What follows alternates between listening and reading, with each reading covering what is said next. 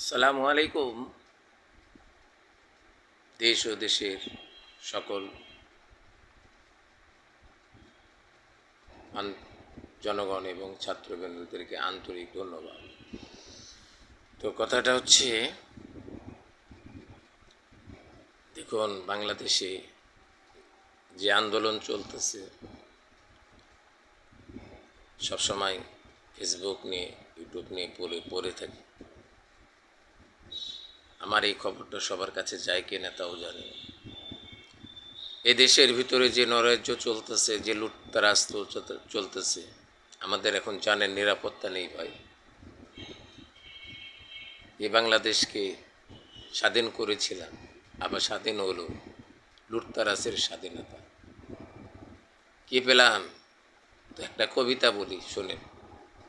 কবিতাটার নাম হচ্ছে, এ বাঙালির জাতি যখন বেঁচে থাকি তখনও পাই জুতোর মালা, আর মরে গেলে পাই ফুলের মালা। ওই ফুলের মালা তো দেখিতে আসিব না, আসবে একটু ভালোবাসা নিতে। আপনাদের ভিতরে সেই স্নেহ, মায়া, মমতা, ভালোবাসা নেই। আর আমরা বলি আমরা মুসলমান, মুসলমানের ভিতরে একতাবদ্ধ থাকবে, ভালোবাসা থাকবে, একজন আরেকজনের বিপদে সম্মুখীন হবে। আজকে আমরা বিপদের সম্মুখীন আগিয়ে দিই, ঠেলে দিই, এক ভাইকে মারে আরেক ভাই দাঁড়িয়ে থেকে দেখি। এই তো আমরা মুসলমান। অত সোজা না। একটা রাষ্ট্ররও নায়ক হতে গেলে 9টা অভিনয় জানতে হবে। এই 9টা অভিনয় আগে শিখবেন। আপনি MA pass, master degree, BSc cadre, আইন বিশেষজ্ঞ, সাংবাদিক বিশেষজ্ঞ, জেনারেল বিশেষজ্ঞ, টক শো, আহা কত শোই দেখলাম জীবনে। আজ অনেকটা বছর কেটে গেল। শো দেখতে দেখতে ভাই মরেই যাব। শো দেখা আর শেষ হবে না। এই বাংলার মাটিতে কত নরপিশাচ আছে, কত কীট আছে। এই কীট এ দেশ থেকে যতদিন দূর না হবে ততদিন এ দেশ এইভাবেই চলবে।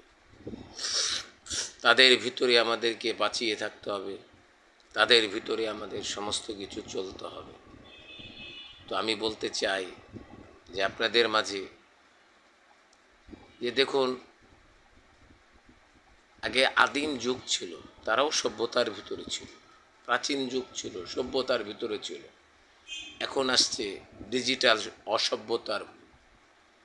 এই যে এখন কিছু হলেই কিন্তু নেট আছে, স্যাটেলাইট আছে, ইন্টারনেট আছে, কোথায় কি হচ্ছে তথ্য প্রচার হয়ে যাচ্ছে, তাই না? কোনো ব্যাপার না। কিন্তু এটা ভালো আবার খারাপ। তো আমি আপনাদেরকে বলতে চাই যে আপনারা যে যেখান থেকে আমার ভিডিওটা দেখতেছেন, আমি বলিনি যে আমাকে লাইক করেন, কমেন্ট করেন, শেয়ার করেন। যদি আমার এই কথাগুলোকে মূল্যায়ন করেন, দাম দেন। আমাদের কথা তো মূল্যায়ন দেবেন না, আমরা যেহেতু প্রবীণ হয়ে গেছি। তো আমি আপনাদেরকে বলতে চাই যে আপনারা ছাত্র ভাই বৈষম্য আন্দোলন শহীদ হয়েছেন, তাদের মাগফিরাত কামনা করি। আপনারা লেখাপড়ার স্থানে চলে যান। লেখাপড়ার স্বাদ অমৃত্যুর স্বাদ, আর রাজনীতির স্বাদ মিথ্যার স্বাদ, ধোঁকাবাজির স্বাদ, বাটপাড়ির স্বাদ। লেখাপড়া করেন, কলমটা ফেলে দিয়ে নিন। কলমের অনেক মূল্য, অনেক দাম। পকেটে যদি কলমটা থাকে না, তাহলে আপনি যেখানে সেখানে দুটো বেলা খেতে পারবেন। আর কলম যদি ফেলে দেন, দুটো বেলাও কেন খেতে পারবেন না। তখন হাজার হাজার লোক দেখতেছি চোখের সামনে।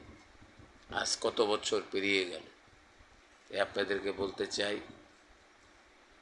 আপনারা দেশটাকে শান্তিপূর্ণভাবে নিয়ে আসেন।